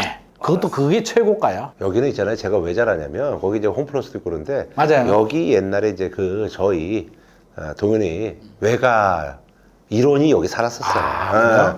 오래된 데야. 오래됐지. 근데 네이버 매물도 3억 5천이니까 뭐 크게 변화도 없는데 이런 물건이 저는 좋다고 생각하는 게 뭐냐면 지하철역 뭐 착공이라도 만약에 들어오게 되면 이런 아파트는 3억 5천에서 4억 5천 올라가는 거 순식간이거든요. 아하. 금방 올라가잖아. 나중에 역세권이 되는데. 그러니까 우리가 있잖아요. 아까 그 하정우 예에서 볼 수 있듯이 뭐 진짜 한 10년 안 되게 투자해서 한 80억, 90억 했는데 50억 먹은 거하고 따져보면 3억 5천 투자했는데 1억 뛰는 거는 이게 사실은 수익률이 훨씬 더 훨씬 좋고 거예요. 여기는 맞아요. 규제 지역도 아니고 앞으로도 규제 지역 지정될 가능성이 낮잖아요. 그렇게 보면 전세 끼고 살 수도 있거든요. 맞아. 그러니까 1억 5천만 원 주면 또 사. 그러니까 그 다주택이 주택수 늘려라는 얘기가 아니라 신혼부부인데 난 돈이 한 1억 5천밖에 없어. 근데 뭐 지금 부모님 집에서 좀 살아도 돼. 이런 분들은 미래를 두고 저는 이런 거 하나 사두셔도 괜찮고 신혼부부들 중에도 나는 84 정도는 필요해. 그러니까 한마디로 30평대잖아요. 필요한 분들은 3억 6천에 어디서 전용 84를 삽니까? 나중에 지하철역 되면 또 호재가 되니까 픽. 여기가 위치가 사실 뭐 나쁘지 않은 게 거기 이제 홈플러스도 있고. 맞아요. 예. 그리고 이제 이쪽으로 조금만 가면은 거기 이제 그 동양 파라곤에서 지은 대단히 맞아요. 아파트가 있어요. 그리고 조금만 가면은 또 이제 뭐 장기동도 있고 뭐 이렇기 때문에 나쁘지 않아요. 예. 나는 98년도 아파트 너무 오래됐다 그러면 근처에 보니까 2012년도에 지은 중봉마을 신안 아파트가 있는데 아, 신안. 오. 얘는 5억 정도 합니다. 전용 84가. 아하. 그러니까 나는 좀 깨끗한데 그래도 신혼집인데 나는 돈 한 2, 3억 정도 있어 하시는 분들은 신한 아파트 가시고 돈이 부족한 분은 3억 5천 주고 상용 아파트 가면 되니까 선택의 폭이 넓잖아. 신안 거기가 이제 그 신안 실크밸리라고. 맞아요. 거기도 옛날에 우리 구처가랑 가까운 곳이고 거기 있잖아요. 우리 저기 있잖아. 김구라 경제연구소 전에 이제 그리구라 할 때 거기 우리나라에서 제일 큰 카페, 세계에서 제일 큰 카페라고. 세계에서요? 포지티브 저기 웨이브스라고 해가지고 그 지금도 카페가 있어요? 지금도 있어요. 엄청 큰 데 있어. 그 근처네. 아하, 그러네. 자 이제 베스트 4로 가겠습니다. 베스트 4는 금단으로 가겠습니다. 지하철 5호선이 금단으로도 연결이 됩니다. 그래서 금단에서 이제 제가 2개를 뽑았는데 베스트 4는 신금단 중앙역이라고 있어요. 지금 또 인천 지하철 1호선 계양역과 연결이 되는 1호선이 연장이 됐는데 여기 주변에 다른 아파트들은 좀 비싸요. 그래서 저는 비싸지 않은 아파트로 도보 한 7분 거리에 남쪽에 보게 되면 칸타빌 더 스위트라는 아파트가 있거든요. 저는 어떻게든 좀 저렴한 아파트로 10억짜리는 추천할 수 없으니까 이 아파트 같은 경우는 2026년에 신축이에요. 아니 지금 있잖아 6년이면 아직 이제 저기네 분양도 안 했네. 입주를 안 했네. 올해 6월에 이제 입주하죠. 그래서 전용 84가 4억 9천에서 한 5억 3천 정도 또는 5억 5천 뭐 이 정도 하니까 신축 아파트가 사실 5억대는 괜찮잖아요. 그러네. 저는 이 정도면 괜찮다. 왜냐하면 최근에 건축비가 너무 많이 올라가지고 이거 다시 지으면 이 가격에 못 나오고요.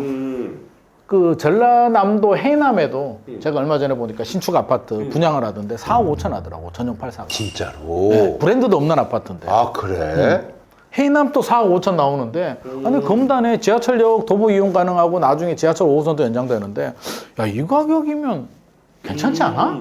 신혼부부들? 아주 괜찮은데요. 저는 굉장히 괜찮다. 초등학교도 있다니까요. 그러니까 미래 가치도 있고 살기도 괜찮다. 그래서 제가 오늘 어떤 방송을 하면서 어떤 패널이 그 얘기를 하던데 무조건 상급지가 좋은 게 아니라 나만의 상급지가 중요하다. 내 자금에 맞는 내가 살 수 있는 이런 집들은 미래 가치도 있으니까 저는 적극 추천합니다. 여기는 이제 사실 뭐 이제 재건축이라든지 이런 것들은 이제 기대하지 말고 어차피 이제 뭐 몇 년 기다리면 이제 여기 들어오니까 그거 보고 그때 되면 이제 가치가 좀 올라가겠죠? 올라가겠죠. 지하철역 뭐 착공 공사만 들어가도 올라가는데 참고로 말씀드리면 지금 재건축 얘기를 했는데 재건축 재개발은 서울에서 굉장히 큰 개발 호재인데 이런 외곽 지역들은 저는 추천하지 않습니다. 왜냐하면 공사비가 너무 올라가지고 맞아. 한 2, 3년 전만 하더라도 제가 추가 분담금 아마 작년에도 그랬을 거예요. 한 5억 정도는 기본 생각해야 된다라고 했는데 지금은 7억에 얘기합니다. 아이고. 그러면 아니 아파트 가격이 인천에 뭐 5억짜리 7억짜리 사가지고 추가 추적 분담금 빽빽이지. 7억 내면 맞아. 집값만큼 내는 걸 누가 해? 맞아요. 그저 명품백 같은 거 리폼한다고 그래서 쓱 했더니 50만 원 달라고 하면 차라리 내가 그렇죠. 하나 사고 말지. 그렇죠. 뭐 에르메스면 에르메스면 뭐 50 근데 주고. 무슨 코치나 이런 코치로 50만 원 거면은 주고. 그럼 굳이 뭐하러 그냥 하나 사지. 내 말이에요. 그러네. 오케이. 뭐 인천이나 경기 외곽 지역들은 가급적이면 신축 위주로 이제 접근하는 전략이고 네네. 돈이 부족하면 제가 앞서서 이제 구축 네네. 아파트도 추천을 드렸습니다. 이제 베스트 3 역시 금단입니다. 아라역 알아. 여기는 인천 지하철 1호선 또 있고 똑같이 이제 아까 신금단 중앙역처럼 연결이 되는데 여기 이제 제가 그때 금단 얘기할 때 호금 뭐 얘기했잖아요. 호반, 우미, 뭐 금호 얘기했는데 그 위에 이제 푸르지오 아파트인데 저는 이 아파트가 좋더라고. 푸르지오가 2021년에 이제 입주한 아파트고요. 1540세대인데 제가 임장 가보면 조경이 너무 좋아요. 너무 잘 지었어. 진짜 이사 가고 싶은 아파트. 아 진짜로? 보기만 해도 진짜 잘 지었어요. 옆에 초등학교, 중학교, 고등학교 붙어 있고 지하철역도 도보 5분 거리니까 저는 충분히 괜찮다. 그래서 조경을 보게 되면 앞에서 뭐 우미나 호반이나 이런 아파트보다는 비교가 안 될 정도로. 아, 그래? 근데 입지는 이제 살짝 한 블럭 위긴 한데 근데 가격을 보게 되겠습니다. 가격이 7억 5,500만 원. 최근에 거래가 됐고. 7억. 오, 이거 세네. 전용 84. 오, 전용 84. 오. 근데 신축에 역세권 주변에 학교 있고 다 좋은데 7억 5천이면 저는 그것도 푸르지오인데 아하. 괜찮지 않을까요? 그러네. 푸르지오 같은 경우는 최고 가격이 8억 5천까지도 찍었던 아파트거든요. 그러니까 지금 7억 3천, 7억 5천이면 여차하면 충분히 1억 정도는 또 점핑할 수도 있고 지하철역이 또 개통이 되면 또 호재가 되고 아파트가 너무 좋아서 신혼부부들 살기는 정말 뭐 남들이 봤을 때 뭐 일산이나 김포 봤을 때 뭐 일산이 낫잖아. 그런데 사실은 확실히 사람이 많이 몰리는 데가 가격이 많이 나가네. 맞아요. 일산은 사실은 좀 오래된 신도시 중에서도 오래됐잖아. 근데 여기는 아무래도 젊은 분들이 많이 몰리니까. 많아도 너무 많아. 여기 임장 가보면 이게 유모차 미는 아주머니들 진짜 많거든요. 그래서 저는 이렇게 젊은 곳들이 또 탄력성도 있고 좋으니까 맞아. 추천. 아니 이거 지난번에 그래서 어떤 분이 그 얘기를 하더라고. 의사분인데 이제 그 개원을 신도시에서 한 거야. 신도시 했더니 너무 힘들다 이거지.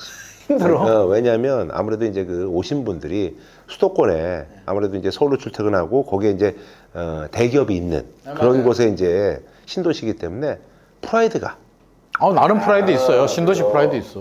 왜 이거 강남의 서비스 뭐 이런 것들 우리가 왜 누려서는 안 되냐 뭐 이런 식의 인식이 강남이 아니잖아. 아니 근데 이제 그런 인식이 있다고 그러더라고. 피곤하다. 그래서 그 얘기를 하더라고. 그래서 사실은 병원하기에는 일산 같은 데가 좋아요 이러더라고. 그래서 왜 그러냐 했더니 도시도 신도시가 성숙되려면 한 20년 30년 그럴 수 있어. 있어야지. 맞아. 그래야지 되는데 약간 10년 언더나 10년 그쪽이면은 약간 도시 자체가 좀 들떠 있고 그래서 사실은 일산 이런 데가 의외로 이제 병원하기가 좋다. 뭐 이런 얘기해서 그럴 수 있겠다. 이런 생각 좀 합니다. 신도시는 임대료도 비싸요. 초창기에는 분양가가 높기 때문에 한 10년 지나서 구축 가는 게 병원은 훨씬 더 좋고요.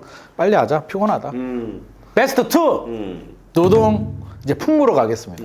풍무에도 지하철 5호선 연장이 됩니다. 풍무도. 풍무 센트럴 푸르죠. 여기 예전에 내가 일산에 오기 전에 잠깐 1년 살았던 데야.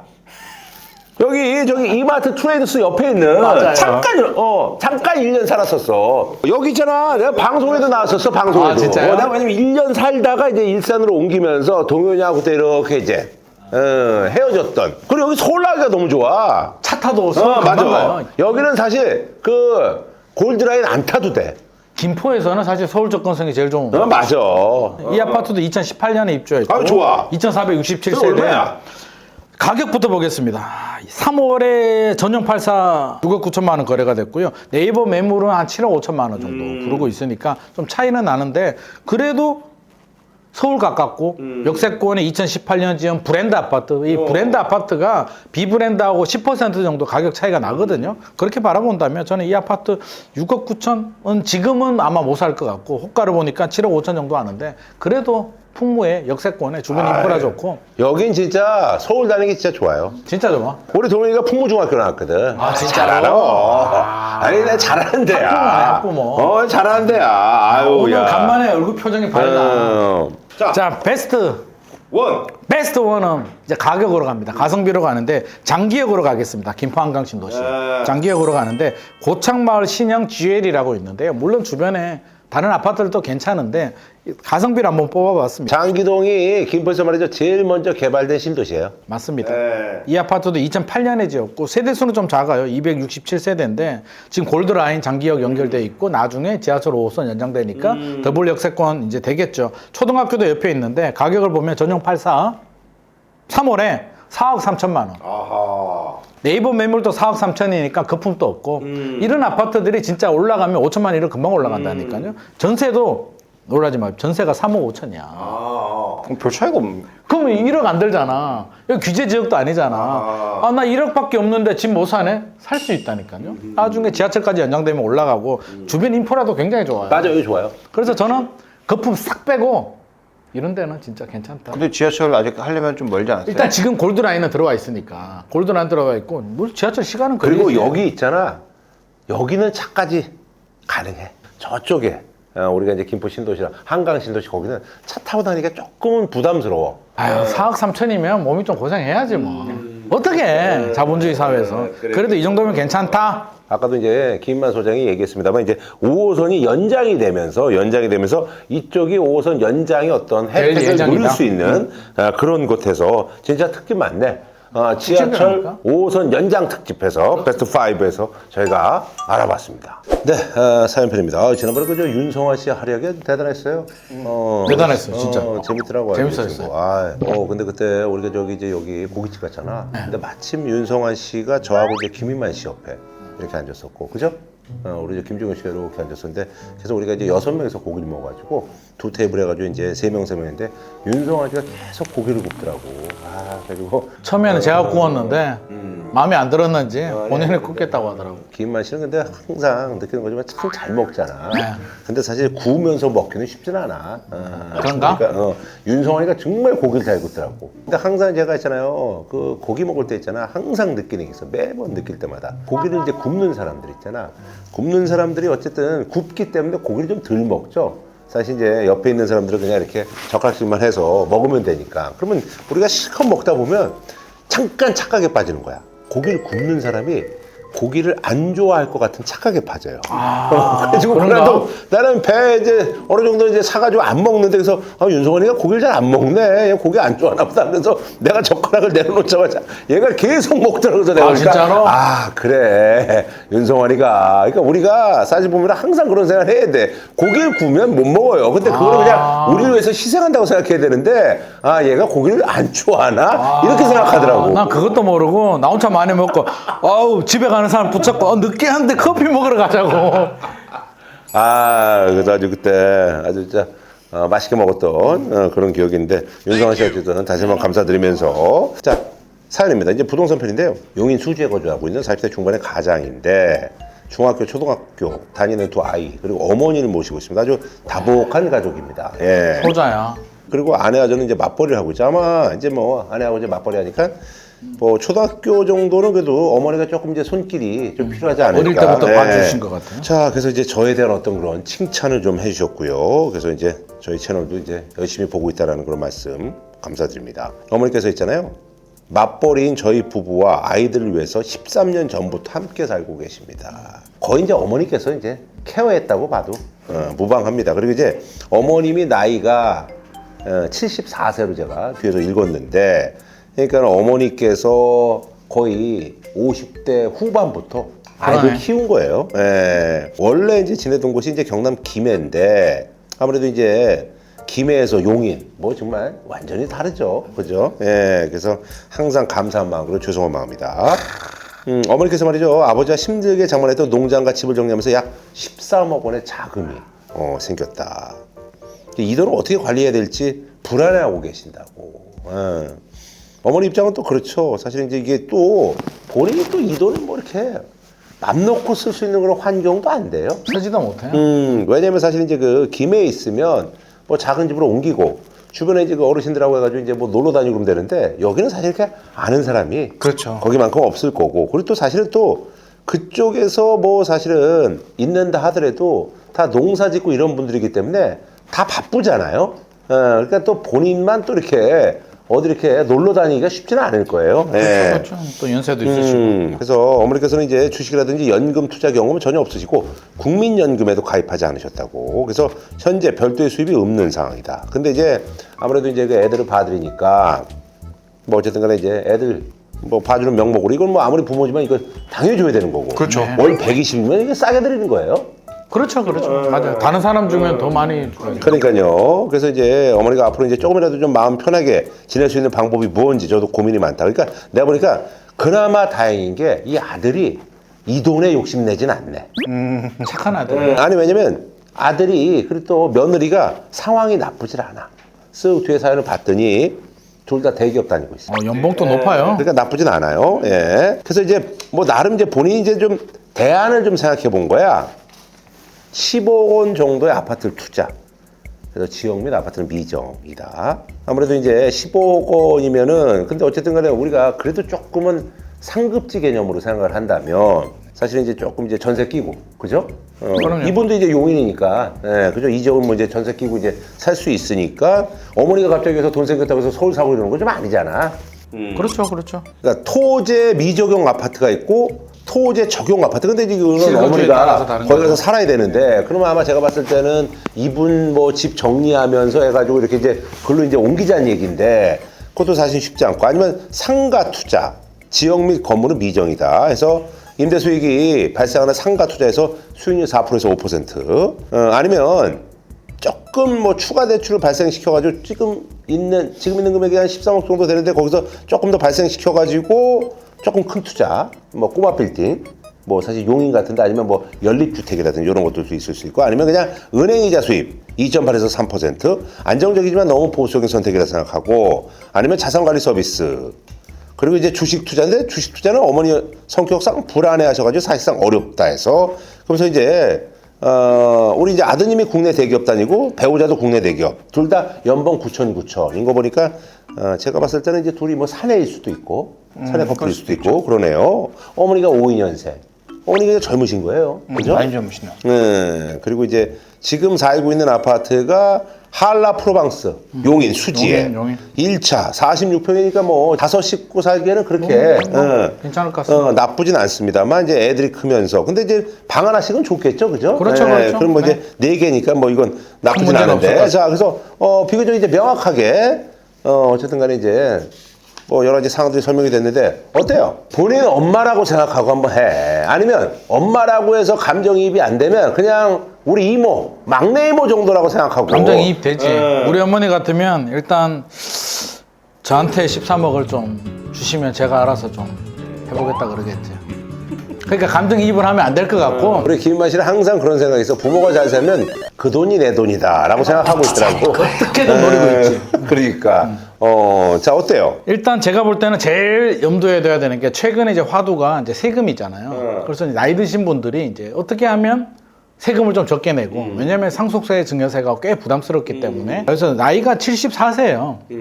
그러면 한 94세까지 이제 사신다고 하더라도 20년. 약간 그냥 뭐 보수적으로 생각하면은 한 뭐 10, 한 5, 6년.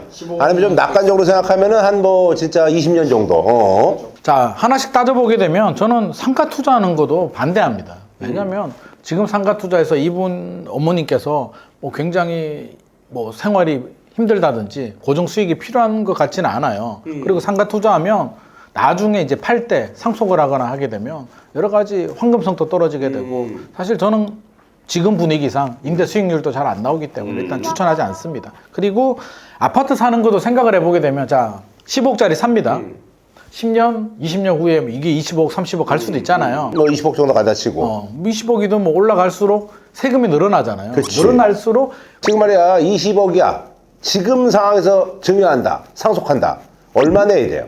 13억을 그냥 증여하게 되면 3억 정도 나와요. 2억 9천 정도 나와요. 근데 이게 20억이 되게 되면 거의 한 4억 넘게 나올 거예요. 4억, 5억 정도, 5억 정도 내야 되니까 사실 5억 내기는 현실적으로 증여에 좀 아까운 부분이 있고 그래서 저 개인적인 생각은 이제 어머님이 아파트 하나 사고 싶어 한다면 좀 생각을 좀 해야 되는 게 그냥 사지 말고 어차피 나중에 어머님이 여차하면 또 아들한테 줘야 되는데 그때 또 세금을 또 내야 되니까 저는 지금 어머님한테 120만 원 준다고 했잖아요. 저는 그런 생각도 좀 해봤습니다. 이제 손주가 있잖아요. 손주가 2명 있는데 그러면 반대로 어머니한테 120만 원을 주지 말고 아버지가 아들 둘한테 150, 150씩 해가지고 뭐 어떤 뭐 ETF를 넣든 이렇게 넣고 어머니는 어차피 이 돈을 나중에 아들한테 줄 거잖아요. 그렇게 바라본다면 고정적으로 어머님이 150만 원, 150만 원 받는 걸 어머니 이 돈에서 어느 정도 좀 차감하는 것도 저는 좋은 방법이 아닐까 생각을 합니다. 지금 어머니한테 110만 원 주는 거를 그냥 아들들을 위해서 손주한테 주잖아. 어머니하고 협의를 하고 ETF를 만들어 주고 그리고 어머니는 그 13억 갖고 그냥 돈을 야금야금 뺏으라고. 한 6억 정도는 그렇게 전략을 짜고 나머지 6억 정도는 손주한테 세대 건너서 증여하는 것도 저는 괜찮은 방법이 아닐까 생각을 합니다. 나는 근데 어머님의 입장을 너무 생각 안 한 것 같아. 그렇지 않아? 어머니 의사는 물어보지 않고 엄마 어차피 돌아가시면 얘들 줄 거니까요. 나는 그건 좀 아닌 것 같은데. 나중에 그러면 물려준다는 걸 생각 안 하시는가? 아니. 쓰고 가실 생각인가? 그런 게 있잖아. 우리가 있잖아. 말이 아다르고 어다르다고 있잖아요. 어머니가 그러니까 협의를 해야죠. 어머니가 손주한테. 어쨌든 간에 지금 아버지한테 받은 거를 내가 진짜 내 명의로 어느 정도 내가 또 재산이 있다라는 그 든든함도 느끼기도 전에 바로 이쪽에 증여한다? 바로는 아니지. 그러니까 나 그건 좀 아닌 것 같은데. 그런가? 아니 그리고 지금 뭐 제가 생각해 보면 어머니도 지금 같이 사시는 거잖아요. 근데 뭐 주변에 그냥 따로 좀 이렇게 혼자 사시길 바라는 건 아닌가? 그것도 잘 모르겠어요. 그러니까 어떤 어머님이 생각을 모르겠는데 따로 살길 바라면 이 돈에 맞춰서 아파트 하나 사서 가셔야지. 근데 나중에 세금 문제가 또 될 것 같아서. 아하. 저는 요즘 세금에 좀 민감해가지고. 세금에 아니 옛날에 그런 경우가 있었어. 제가 이제 그 아는 동료인데 그 사실 이제 그 강남에 이제 고가 아파트가 있었어. 근데 아들한테 그런 거야. 저거 무조건 내 이름으로 해달라고. 아들이? 아들한테. 아들한테? 아들한테. 왜냐면 내가 너를 이제 뒷바라지했고 그래서 너를 있잖아 스타로 내가 이제 어쨌든 간에 너와 함께 했는데 네가 이제 결혼하면서 네가 모든 걸 다 가져가는 거는 좀 그렇다. 부모 입장에서. 그래서 그럴 수도 저 있죠. 아파트만큼은 나로 해달라. 근데 그때 그 아들이 뭐라 그랬냐면 그때 어머니가 연세가 이미 80이 넘은 상황이어서 아 엄마 근데 그건 아닌 것 같다고. 왜냐면 어머니가 오래 사시면 좋은데 어쨌든 간에 오래 사셔도 10년 뒤면은 다시 상속을 해야 되는데 그러면 상속세 또 내는데 강남의 고가 아파트인데 근데 그런 경우만 몰라도 사실은 이거 어머니한테 정말 신매덕 있었는데 이거 어머니한테 얘기하잖아? 사실 어머니가 혼자서 이 방송 들으면 김이만 욕하고 난리 날 거야. 저런 불쌍놈을 봤나 이러면서 우리 어머니도요 지금 소비욕이 엄청납니다. 왕성하세요. 그러니까 나는 어머니가 아니, 이 돈을 다 쓰길 바란다니까? 그러니까 그런 얘기하면 안 되지. 다 쓰라니까? 내가 보니 이분들이 그래도 그나마 대기업 다니니까 만약에 대기업 안 다니고 지금 어렵잖아. 어머니하고 벌써 지금 뭐 진짜 불 켜고 난리 났을 거야. 엄마 우리 줘요 막 이러면서 난리 났을 거야. 근데 내가 보니까 그런 생각 없으신 것 같으면 내가 봤을 땐 그냥 은행에다 넣는 게 난 나을 것 같아. 120만 원 어머니한테 줄 돈으로 손주한테 주고 어머니는 이 돈을 쓰시라고. 계속 살아계시는 동안에 아니지. 소비를 하시라고. 은행에 넣어놓고 쓰라니까. 120만 원도 받아야지. 어머니한테 주던 걸 왜 끊냐고. 그럼 아파트 사는 게 맞아요? 아니, 나는 그냥 은행에다 넣어놓고 아니면 뭐 기업 채권 같은 거 요즘 이율이 그래도 웬만큼 나오잖아. 그거 넣어놓고 그 돈 받으시고 그리고 또 역시 120 드리고 근데 어머니가 연세가 지나면서 있잖아요. 한 77, 8 정도 되잖아. 그럼 그때 되면 마음이 바뀐다고. 아, 그럴 수 또 있지. 그때 움직이는 게 낫지. 이걸 뭘 낼름해서 안 그래? 그건 나 좀 아닌 것 같아. 종현 생각은 어때? 어차피 은행 넣어놔봤자 1억밖에 보호 안 되잖아요. 예금자 보호법? 네. 차라리 그럴 거면은 그냥 1년짜리 채권을 하시는 게 더 낫지 않나. 그러니까 내 얘기는 채권 같은 거 이렇게 하는 게 13억을? 1년을 계속 돌리면은 한 뭐 4% 정도 나오니까 뭐 세금 떼고 하면은 은행보다 나을걸요? 내가 봤을 땐 그 안이 조금은 낫지 않나? 그러면 그 채권에서 나오는 걸로만 해도 그거를 좀 용돈 뭐 쓰고 네, 어머니 애들 쓰실 용돈, 돈 충분하실 애들 거예요. 좀 주고 네네네. 일단 어머니께서 그렇게 해보고 난 다음에 야 나는 이거 필요 없으니까 니들이 그냥 뭐 나중에 이제 이렇게 해라가 낫지 지금 받자마자 그거를 엄마 어차피 우리 물려줄 거 아니야 이거는 70 한 지금 3, 4세밖에 안 된 분한테 이거는 너무 좀 상가나 부동산 사는 거는 반대한다는 거죠. 결론은. 왜냐면 세금 내고 나중에 환급성도 그렇고 어머님이 분리하고 싶어. 이제 너희들 애들 다 키웠고 나 혼자 살고 싶어 라고 하면 모를까. 어머님이 쓰세요. 그래서 우리 아드님이 아드님이 이제 그렇게 하시는 게 나을 것 같아. 그래서 이제 상가 말고 진짜 김정일 말대로 채권으로 해서 그러다 보니까 또 이제 대기업 단식으로 그러니까 또 금융정보에 그렇게 어둡지는 않을 거 아닙니까? 불안하면 뭐 반반 하든지 그래. 예금 반 넣고 채권 반 하든지. 그래 이렇게 해서 또 뭐 어머니한테 용돈도 쓰시고 받고 많이 쓰라 그래요. 뭐 차도 좀 어머니가 또 야 내 차 바꿔라 이러면서 그건 얼마나 그렇지, 좋아. 그렇지. 맞아. 그게 낫겠지? 써야 돼. 근데 120만 원씩 받으시고 그 다음에 만약에 이게 지금 4% 하면 13억에 4% 5천만 원. 종소세 걸리겠는데? 근데 5천만 원 정도면 그렇게 그러니까 많이 나는 안 걸려. 120만 원 또 안 받는 것도 뭐 괜찮아. 왜 안 에이, 받아? 어차피 13억을 써야 돼. 다 못 쓴다니까 어머니. 참 그거 답답하네. 부모님들이 그거 아니에요. 내가 모았다가 나중에 애들 대학금 등록금 좀 내주고. 그게 부모님의 낙이라고. 150만 원을 20년 써도 3억 6천 원이야. 그러니까 300 써도 남는다니까 돈이. 우리 어머니가 지금 39년생이신데 우리 어머니도 한 달에 200 넘게 써요. 그러니까 써도 돈이 남는다니까. 그러니까 200 넘게 쓰는데 지금 어머니가 120만 원이면은 사실 진짜 빠듯한 거예요. 그렇지 않아요? 맞아요. 빠듯한 거라고. 어머니라도 뭐라 좀 배우고 그러려면 저는 제가 봤을 때 우리 좀 효자신 것 같은데 생각에 좀 전환을 하셔가지고 이건 제가 좀 강력하게 밀어붙입니다. 그냥 어머니 드리세요. 뭐 저기 6억은 뭐 저기하고 120도 받지 마세요 이런 얘기는 하지도 마시고 난 그렇게 생각해. 그런가? 그럼. 난 120만 안 받고 쓰겠다 나 같으면. 아니 빨리 써야지. 받을 것도 받고 여태까지 받았던 거잖아. 계속 근데 케어할 거 어머니 아니야. 성격상 받으면 이것도 저축할까봐 걱정이야. 아니야. 그렇게 그건 알아서 생각하지 마. 하셔야지. 어머니가 알아서. 그럼 우리 있잖아 그런 거 있잖아. 아버지 돌아가시면 우리 엄마 있잖아. 아버지 따라간다고 정말로 오래 못 사실 줄 알았어. 근데 아니야. 아니에요 말이면서 금방 또 본인 뭐 낙을 찾으시더라고. 얼굴이 더 좋아지셔. 잘 드셔가지고. 요즘 72, 3세대잖아요. 할 거 많아요. 그런 생각하지 마시고 예 알겠습니다. 자 우리 뭐 어떤 사연 할까요? 주식은 두 번째. 자, 사무직으로 말이죠. 혼자 일하고 있는 40대 중반 아줌마입니다. 사무직으로 혼자 일하고 있다는 얘기는 이제 사무실에서 이제 혼자 계시는 것 같아요. 그죠? 네, 그래요. 그래서 틈틈이 김구라 경제연구소 보고 있고요. 너무 심각하지 않고 재밌고 유익한 정보 많이 즐겨 듣습니다. 제 고민은 이제 주식 투자인데 몇 년 전만 하더라도 한 바구니에 담지 마라 라는 말을 듣고 여러 종목 이것저것 해봤습니다. 단타도 해보고 리딩방도 해보고 이것저것 해봤는데 결국은 3, 400 손해를 보고 말았죠. 이후에 남아있던 돈을 많이 올랐네. 자, 삼성전자에 몰아서 투자를 했고 2년을 아예 쳐다보지도 않았습니다. 그 사이에 주가가 많이 올랐습니다. 그래서 삼성전자 88주를 보유했는데 평균 단가가 7만 원대니까 지금 100% 이상의 수익이 난 상태다. 88주면은 7, 8, 56, 7, 8, 56이면은 한 600만 원? 600에서 700인데 지금 한 1200 정도 된 거네. 그죠? 1200 넘죠? 부럽다. 저는 아이는 없고 작은 빌라 하나 갖고 있고요. 남편과 둘이 살고 있는데 큰 부자는 아닙니다만 월급으로도 이제 생활이 가능하다. 제가 여쭤보고 싶은 거는 따로 있어요. 친정집에서 조금 지원해준 돈과 제가 돈을 조금씩 모으고 있는데 주식 말고 예금으로 모아둔 돈이 한 5천만 원 정도 있습니다. 현재도 예금으로 예치해둔 상황인데 예금 금리가 너무 낮다 보니까 다시 주식 투자를 해볼까 고민이 됩니다. 주변에서 말이죠. 매달 ETF 100만 원씩 꾸준히 사는 것이 좋다고 하는데 결정하기가 쉽지가 않네요. 남편이 모르고 있는 이 5천만 원을 어떻게 굴리는 게 좋을지 솔직한 마음으로 돈이 잘 불어서 좀 이익을 본다면 남편이 사고 싶어하는 제네시스 사주고 싶다. 종부인이네. 그러니까 어머니도 우리 와이프 이 방송 봐야 돼. 어머니도 그 돈을 갖고 있으면 이게 타다가 뭐 이렇게 쇼바 콜롱되면 야 너 차 바꿔라 하면서 어머니들이 그렇게 기마이 하는 게 낫지. 그거를 무슨 애들 주고 어머니 수중에 남는 돈 하나 없고 그게 뭐냐고. 남지. 아 정말 그래서 이런 뭐 지금 사연을 주셨네요. 훈훈한 사연이고 그 다음에 지금 이분의 마음이 어떤 마음인지 잘 모르겠어요. 그러니까 지금 삼성전자로 이 정도 많이 버셨으니까 내가 투자를 조금 잘 하나? 그런 뭐 이런 마음인가 아니면 그건 아닌 것 같아. 겸손하게 이제 뭔가 투자를 한번 해보고 싶은 마음이 잘 모르겠는데 만약에 후자시라면 그다음에 지금 다른 분들이 조언해 주는 것처럼 월 100만 원씩 예를 들어서 50개월을 투자한다.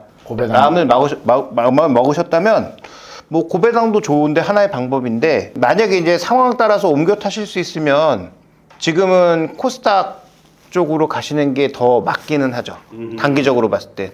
근데 이게 길게 가진 않을 것 같아서 중간에 안 바꿔 타고 예를 들어서 50개월을 계속 쭉 100만 원씩 투자하겠다라고 하면 고배당이 제일 난데 50개월 갈 거면 고배당. 네, 근데 만약에 중간에 나는 시황 보고 옮겨 탈 그 정도의 내가 센스를 가지고 있다라고 하시면 게 있는 것 같아요. 그러면 지금은 코스닥 ETF로 가셨다가 그 다음에 내년 정도부터 자금이 좀 불어난 상황에서 고배당으로 한꺼번에 옮겨 타서 그때부터 쭉 가시는 것도 하나의 방법이고. 그래서 방법은 여러 가지가 있다. 근데 ETF를 월 100만 원씩 투자하는 건 좀 좋은 방법인 것 같아요. 대신 여기서 중요한 건 제가 계속 강조드리지만 금액이 고정이고 수량이 변해야 되는 거예요. 내려가면 많이 사고 올라가면 조금 사고. 근데 대부분 사람들이 특히 우리나라 그 주식 모으기의 가장 큰 맹점이 숫자로 돼 있어요. 주식수. 그러니까 주식수 20주, 30주 이렇게 하면은 그럼 주가 올라가면 금액이 계속 늘어야 돼요. 이게 좋은 전략이 아닙니다. 왜냐하면 단가를 그러면 맞출 수가 없어요. 그러니까 내가 그냥 100만 원어치만 산다고 생각하면 되는 거잖아. 예. 그래서 100만 원어치 그 주가 많이 올라갔을 때 조금 사고 알아서 주가 푹 사야 내려가면 되는구나. 많이 사는 오케이. 방식으로 해서 날짜도 되도록이면 같은 날 고정해서 그렇게 해서 가는 전략으로 가시면은 저는 초반에는 코스닥으로 조금 공격적으로 가셨다가 올해 한 연말 정도에는 뭐 고배당이나 이런 안정적인 걸로 바꿔 타시는 것도 좋은 방법일 것 같다. 사실 뭐 아이 없고 작은 빌라 있으면서 이제 남편하고 둘이 살고 있는데 남편도 이제 월급 따박따박 그러니까. 나오가면 그렇죠. 그냥 행복하신 분이에요. 사이도 좋다.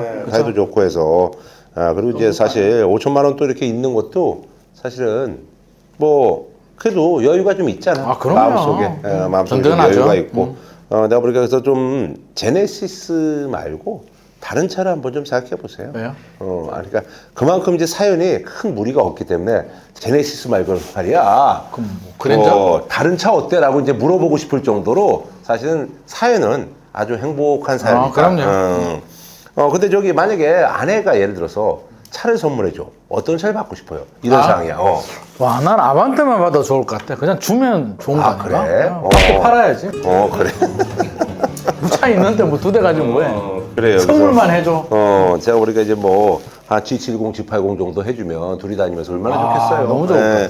근데 5천만 원을 그러면 어쨌든 간에, 여기서 이제 매달 빠져나가게끔. 증권사에서 그 금액 동일 금액으로 투자하는 게 없으면은 본인이 뭐 직접 하셔야 되긴 하는데 그 정도는 하겠지. 삼성전자 잘하셨네. 그래요. 아유, 어쨌든 오늘 또 다시 한번 그 쇼의 의미를 되살리는 그런 사연 소개가 아니었나. 흐뭇한 방송이었어. 어머니가 지금 연세가 어떻게 되시죠? 저희 어머니 한 83, 4 정도 되죠. 그 어머님들한테 이제 혹은 부모님들한테 어머니나 부모님한테 이제 뭐 얘기해요 아버지한테 아니 미리 좀 증여해 달라고. 제가요? 아유, 저는 그런 불효자가 아닙니다. 바라지도 않습니다. 저는 효자예요. 다 쓰시길 바랍니다. 저 개인적으로. 우리 저 김만 씨가 그래도 저기 포항의 유지입니다. 그 옛날 유지였죠. 그래서 내가 봤을 때는 은연중에 이런 인식이 깔려 있네. 내가 보니까 유산이 좀 있으니까 이런 인식이 깔려 있어. 아니. 나는 진짜로 다 쓰고 가길 바랍니다. 진짜로. 그래요. 이거 아까도 얘기했지만 어머님이 다 쓰시고 진짜 그러시길 그게 맞는 것 바라겠습니다. 같아요. 네. 내가 항상 얘기하잖아. 내가 옛날에 그 저 다큐멘터리 한국기행 같은 거 보면은 내가 몇 번 얘기했어. 한 80한 5, 6세 되신 그 어르신이 매일 뻘에 가서 조개를 캐는 거야. 그래서 손이 다 변형이 왔어. 그래서 거기 이제 그 PD가 물어보지. 어머니 이거 왜 캐세요? 참 그 질문도 우문인 거야. 얘기하면 그러는 거야. 아유 뭐 놀면 뭐해 집에서 이거 캐면 돈이라도 나오는데 그러면 돈 어디다 써요? 아니 그냥 뭐 애들 손주들 뭐 보내주고 그러지. 근데 내가 이렇게 얼굴 표정을 보잖아. 즐겁게 일하시는 분 같지가 진짜? 않아. 아니, 그러니까 그냥 하는 거야. 그냥. 갑자기. 그냥 손이 막 이렇게 변형 오는데 그냥 하는 거냐면 남들 다 하니까. 갑자기 내가 그 사람 생각나요. 네. 한 10년 전에 강남에서 강연을 하는데 어떤 할아버지가 엄청 열심히 막 메모를 하는 거야. 그래서 내 강의가 이렇게 좋았나? 끝나고 커피 한잔 합시다. 그래서 할아버지 왜 이렇게 열심히 해요? 그러니까 투자를 해서 자식한테 주고 싶다는 거야. 이 부모의 마음이 이런 거구나. 그래서 자식이 많이 힘든가 봐요. 자식 지금 뭐 하는데? 그러니까 큰아들은 의사고 둘째 아들은 서울대 교수야 이러더라고. 그래서 할아버지 지금 할아버지 공부할 때 아들도 골프 치고 있으니까 제발 돈 쓰셔라고 맞아. 했던 그 그래요. 생각이 납니다. 아니, 항상 야 애들이 쓸 데가 어딨어? 돈 쓸 데가 어딨어? 아 이거 엄마가 돈 쓸 데가 어디 있어요? 천만의 말씀입니다. 예, 그래서 자꾸 어르신들 이제 돈 쓰게 해야 돼요. 그렇죠. 돈 써야 돼요. 근데 그나마 아까 그분들이 효자여서. 효자예요. 좋은 다행입니다. 분이에요. 예, 그래요. 오늘 또 이렇게 해서 이제 저희가 또 훈훈하게 마무리 짓도록 하겠습니다.